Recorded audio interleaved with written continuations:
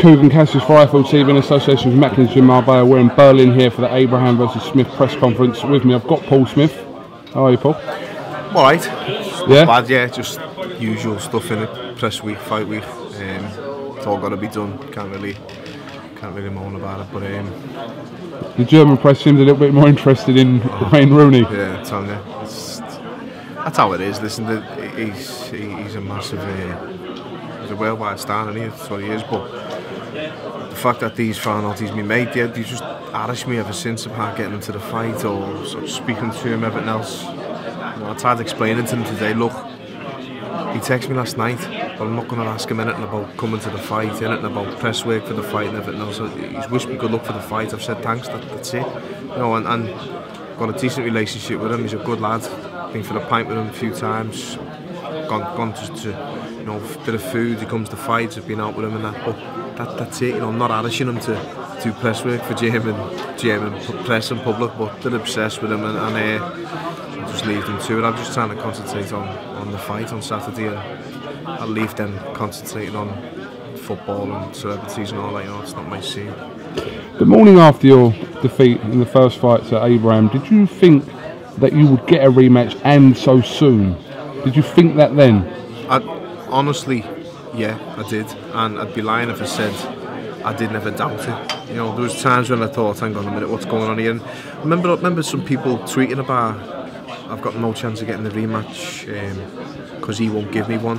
The only doubt I had was the fact that he wouldn't want to have another rematch, because I don't care what anyone says or what he says or what any German says. He knows that was a close fight, and you know when you're in a fight. He was in a fight, and he was in a close fight. He was in a hard fight, and he was pushed. But when like Sturmsliegers was made and all that, some people were tweeting saying it was the best result that could have possibly happened for me, and it should be counting the stars that it was a draw. I believe I was getting this fight regardless, and if Sturm would have won, which they wanted, and they get the Sturm fight, it wasn't ever going to happen until the summer anyway. You know, and he's concentrating on the Sturm fight. I know that's what he wants. That's what he's waiting for in the summer. This TV network promotes them both, so that's the fight that these are looking forward to next. But I'm here to crash the party, and I'm here to take the chance that a few people think I shouldn't have got, or that I wouldn't get, and I did always believe I'd get it, and I'm happy that I have. What kind of position do you think you would have been in if the scorecards on the three scorecards were very, very close, which was what the fight suggests? But what do you think would have happened? What position would you be in now? As a possibly been defending my British title, working away, trying to get another. Maybe wouldn't have gone back to the British, to be honest with you, but I may have been trying to win the European, or as I possibly got a shot at a Darrell, Andre Ward. We got offered the Andre Ward fight. It's not like it's unrealistic. It's the fights are there, and I proved with that fight that I belong at world level. So I'm 32. I don't want to be competing at a level below world level. I believe I belong here, and I believe I can win this title. That's why I'm here. But if the scorecards had been 7-5 for Abraham, all three, I couldn't have argued, because it was a 7-5 fight to him, to me, or a 6-all fight. I would have just thought, you know what, hometown decision, I'm in Germany, I shouldn't have expected to get the nod.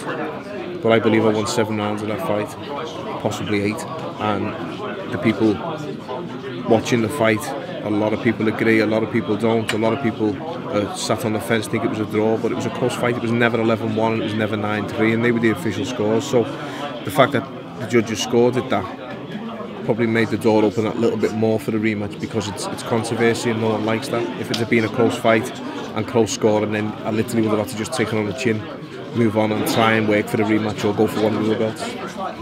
Considering that you performed so well, but via the judges' scorecards were given little credit for that, what do you think realistically, Paul, that you're going to have to do come Saturday night? Because Joe Gallagher, your trainer, said that someone's getting stopped or knocked out. So a performance by yourself on points could go the other way against you again. It could, it always could, but I'm ready to do whatever's necessary and whatever's needed on fight night. And I'm ready to go.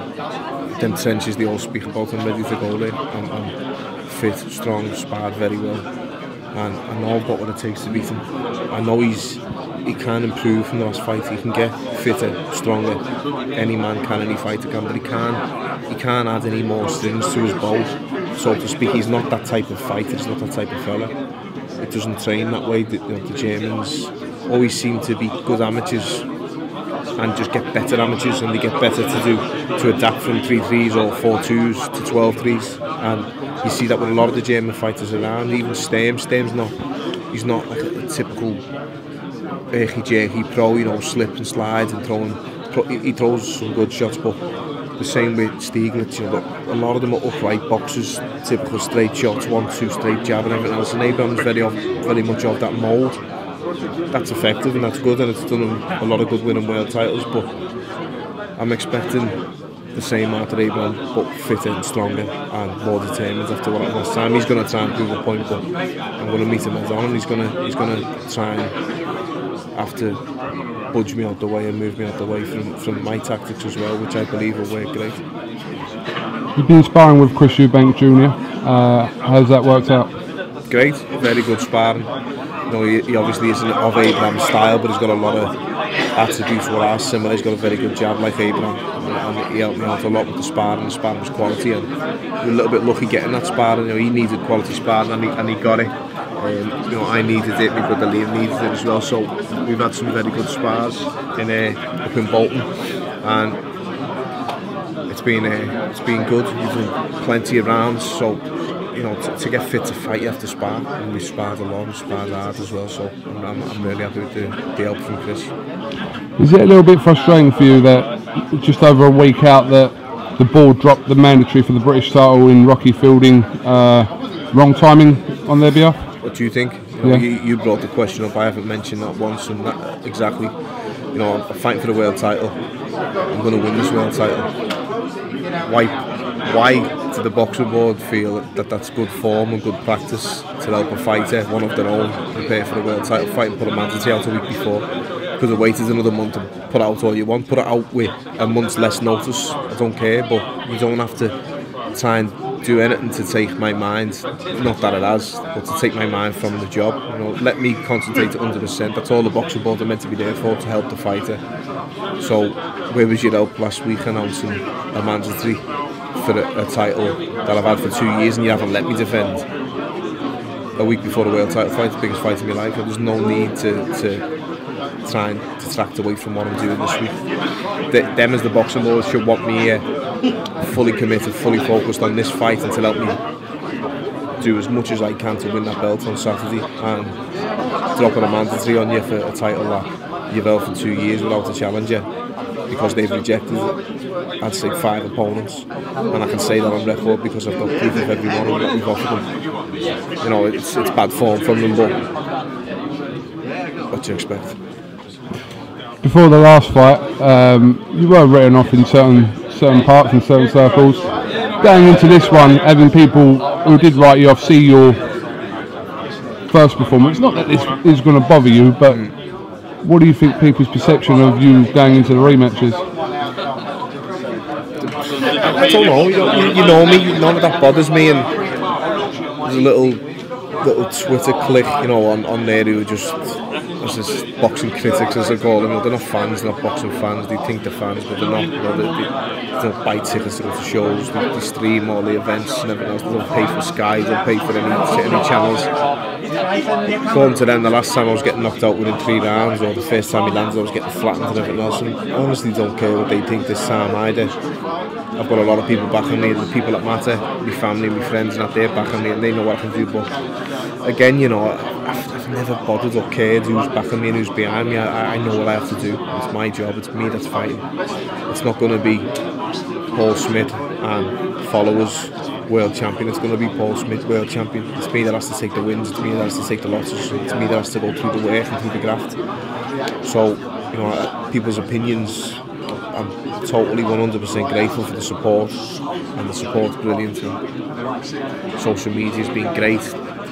All of the fans and friends that are coming out here, I feel like a big-headed knobhead saying fans, you know what I mean? But that's what it is, and Team Smith fans, and they're coming over here and they'll make some noise. I'm so grateful for that, but the doubt is, you don't bother me one bit. Okay, like I said, you do what hopefully you're destined to do this Saturday night, and there's a whole world of possibilities. Put yourself right in there. So definitely, I'll just say good luck to Martin Murray as well. Yeah, absolutely. You know, all the Twitter tweets that I get tagged in, it always seems to be with Martin as well, and I'm obviously concentrating on my own, but I really do wish him all the best. He's got a mountain to climb on Saturday evening with possibly the best fight in the world behind Mayweather. But 25 years ago this week, Tyson lost to Buster Douglas, so anything can happen, and just wish him all the best from me and my team as well. Very good of you. All right, Paul Smith, thank you very much for coming to IFL TV, and we'll catch up with you later on in the week. Definitely. Thank you very much. Cheers, mate.